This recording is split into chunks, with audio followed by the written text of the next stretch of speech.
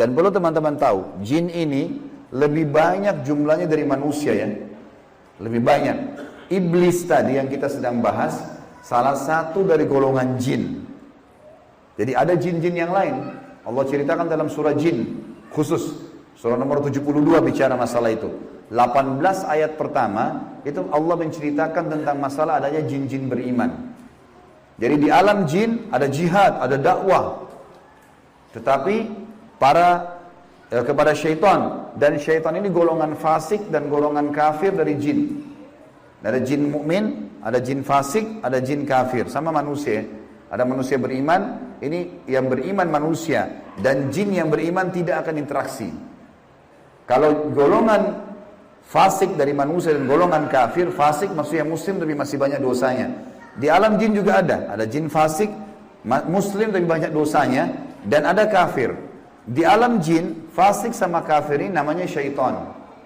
Jadi semua syaitan pasti jin, tidak semua jin itu syaitan. Bisa ditangkap ini ya? Oke. Ini pemahamannya. Nah, syaitan ini dipimpin oleh iblis. Jadi iblis bukan raja jin, tapi raja syaitan. Teman-teman sekalian, semua syaitan kita disuruh jadikan musuh. Kalau datang, diusir. Kalau kita ganggu syaitan, atau syaitan ganggu kita, kalau kita diganggu oleh syaitan, maaf, bahasanya gini, kalau kita diganggu oleh syaitan, tadi saya keliru ucapinnya. Kalau kita diganggu oleh syaitan, kita harus usir. A'udzubillahi minasyaitonirrajim. Mulai ada malas ibadah, mau buat dosa, mau buat zina, a'udzubillahi minasyaitonirrajim. Syaitan lagi datang nih godain. Saya berlindung kepada Allah dari syaitan yang rajim. Rajim itu dirajam, teman-teman. Jadi kalau bahasa Indonesia terjemahan terkutuk itu sebenarnya kurang tepat itu. Tepatnya rajim itu adalah dirajam. Rajam itu malaikat ambil panah api dipanahin dia. Jadi kalau kita diganggu oleh syaitan kita bilang a'udzubillahi minasyaitonirrajim, itu Allah datangkan malaikat bunuh syaitan tuh yang sedang goda kita. Dirajam dia, dilempar dengan panah-panah api. Seperti Allah bilang dalam surah Al-Mulk, wa ja'alnaha rujuman lisyayatin. Dan kami jadikan bintang-bintang itu sebagai panah-panah untuk mematikan syaitan-syaitan. Jadi nggak boleh berteman, nggak boleh menikah, nggak boleh interaksi, nggak boleh apa-apa. Mereka punya dimensi waktu yang berbeda. Tidak boleh lintas alam. Teman-teman, kita ini manusia. Manusia sudah Allah ciptakan makanan kita. Makanan kita inilah daging, ini ayam, ada sayur-sayuran, ada buah-buahan yang kelihatan depan mata. Yang manusia bisa cocok tanam, bisa ternak, itu makanan kita. Inilah kita, inilah baju kita, inilah penglihatan kita yang kita bisa lihat, inilah bangunan rumah kita dan masjid kita. Ini alam kita teman-teman. Untuk membuat manusia lain suka dengan kita simpatik, ada cara manusiawi. Ya, punya pintar dalam berbicara, punya prestasi dunia, berpendidikan kah, kaya kah, suka membantu kah, ada caranya. Jangan pindah lintas alam nih. Orang-orang yang jadi dukun, jadi peramal, jadi penyamun, ini lintas alam. Dia pergi ke jin-jin itu, minta tolong. Dan ini tidak boleh. Pindah ke alam mereka tidak boleh. Dilarang sama Allah. Kalau kita pindah ke alam mereka, kita akan ditipu nanti. Kalau jin beriman, tidak akan kerjasama sama manusia. Tapi syaitan ini kerjasama sama manusia. Ingat, kita pemimpin. Garis bawahi kalimat ini. Jadi, orang-orang yang jadi dukun itu kalau mereka pergi ke bersemedi di gua, di pinggir pantai, manggil-manggil wahai dewa, wahai penjaga ini, apalah di Indonesia, ini Roro Kidur lah atau apa semua dipanggil Gondoruo, Tuyul. Ini semua teman-teman bahasa yang diucapkan oleh manusia karena tidak paham kedudukan dia. Dia kalau lagi bersemedi di situ, syaitan yang lewat di sekitar tempat itu muter-muter lihat, ini manusia, ini pemimpin saya ini. Nggak bisa, dia mengalahkan manusia nggak bisa. Syaitan nggak bisa kalahin kita.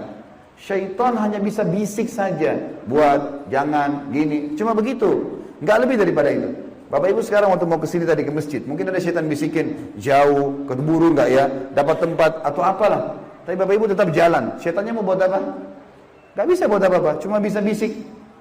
Jangan, gini, gitu, segala macam. Cuma itu, manusia kalau bantah, nggak bisa buat apa-apa dia. Gak bisa syaitan menjelma cekik kita, enggak, kamu harus berzina. Enggak. Syaitan cuma bisik, itu zina, itu perempuan, itu begini. Tapi kalau saya bilang enggak, saya enggak mau. Terus syaitannya buat apa? Gak bisa buat apa-apa, lemah sekali. Allah bilang inna kaida syaitani kana dhaifa. Syaitan itu lemah sekali. Kalau ada manusia yang tidak faham tentang kedudukan mereka sebagai khalifah, ditipulah oleh syaitan itu. Sama tadi orang bersemedi itu. Sebenarnya teman-teman sekalian, di muka bumi ini yang mengatur kadar udara, oksigen yang kita hirup, populasi manusia, populasi hewan-hewan, kadar panas, udara, api, air, segala macam, ini ada malaikat-malaikat. Teman-teman kalau mau baca surah Al-Ma'arij dan surah Al-Buruj, surah nomor 77 dan surah nomor 79. Di situ disebutkan panjang lebar tentang tugas-tugas malaikat. Jadi yang urus lautan, urus gunung, urus tumbuh-tumbuhan, semua ini malaikat, makhluknya Allah. Rukun iman kita yang kedua, kita harus yakin mereka ada. Nah, kalau ada manusia datang ke gua-gua ini, minta-minta, panggil syaitan, panggil dewa, panggil penjaga gua atau apa saja, syaitan di sekitar situ tadinya takut sama manusia ini. Makanya orang kalau bersemedi nggak pernah kurang dari 3 hari, 1 minggu, ada yang 1 bulan, ada yang bertahun-tahun bersemedi. Baru syaitannya keluarin suara tuh. Dilihat orang ini kok bodoh benar, duduk nggak makan, nggak minum. Iya, kamu mau apa? Saya mau ilmu kebal. Lihat, perhatikan syaitan tipu dia.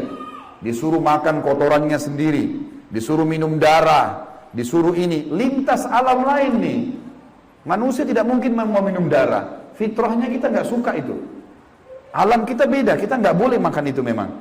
Allah buat kita nggak suka itu. Syaitan suka dengan bau-bau busuk, bau kotoran. Manusia nggak suka. Syaitan suruh manusia ini ikuti dia, suruh bersemedi. Dan ini disebutkan teman-teman, sebab turunnya surah jin ini karena ada orang-orang Arab jahiliyah dulu. Mereka ini teman-teman kalau mau kalau lagi perjalanan bagi safar, kepala sukunya, kepala kafilah, kepala perjalanan itu kalau sudah istirahat di satu lembah, dia tiba-tiba keluar, dia ambil setengah bekal makanan, dia bawa ke tengah-tengah lembah, lalu dia bilang begini, wahai penjaga lembah, ini setengah bekal kami, jangan ganggu kami ya. Ini perkataan siapa? Perkataan kepala kafilah tadi. Maka Allah bongkar dalam Al-Quran, dalam surah Jin, Allah katakan 18 ayat pertama diantaranya, fazaduhum rahaqa. Maka syaitan-syaitan di sekitar lembah itu semuanya makin mengerjai mereka, makin jadi itu. Kalau ada satu kampung misalnya kayak di Indonesia ini paling banyak seperti itu. Ada satu kampung lewat jembatan, tersebar berita, itu di jembatan kalau malam hari ada nenek-nenek tuh. Syaitan tunggangi itu isu. Kalau ada orang takut, makin jadi, makin kelihatan.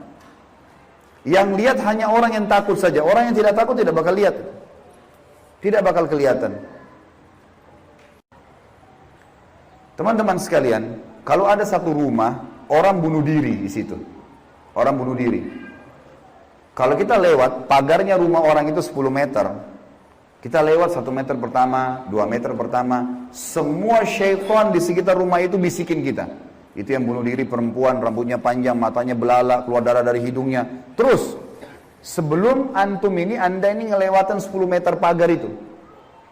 Dia takut-takutin. Kalau kita takut di 5 meter misalnya, balik ke sana kita lihat benar tuh. Perempuan yang gantung diri itu kita lihat. Padahal sebenarnya tidak ada. Itu permainan syaitan di sekitar rumah itu. Ini saya bongkar kedoknya biar Bapak Ibu tahu. Jadi syaitan kalau ada di sini marah sama saya, biarin aja dia marah. Karena emang dia begitu kerjain manusia. Dia kerjain manusia. Kalau ada teman kita jalan tanya, kamu takut gak? Kamu lihat gak? Dia bilang enggak, karena dia tidak takut. Kalau dia takut, dia bayangkan nenek-nenek misalnya. Dia lihat nenek-nenek di sana. Jadi orang makin benar, makin tahu tauhid ini, makin tahu kisah awal Nabi Adam, musuh kita syaitan, Allah bilang syaitan itu lemah, tidak bisa buat apa-apa. Ini semua teman-teman sekalian akan membuat seseorang di antara kita jadi kokoh. Jadi tidak mudah tergoda oleh syaitan. Dan ini makna daripada hadis Nabi SAW.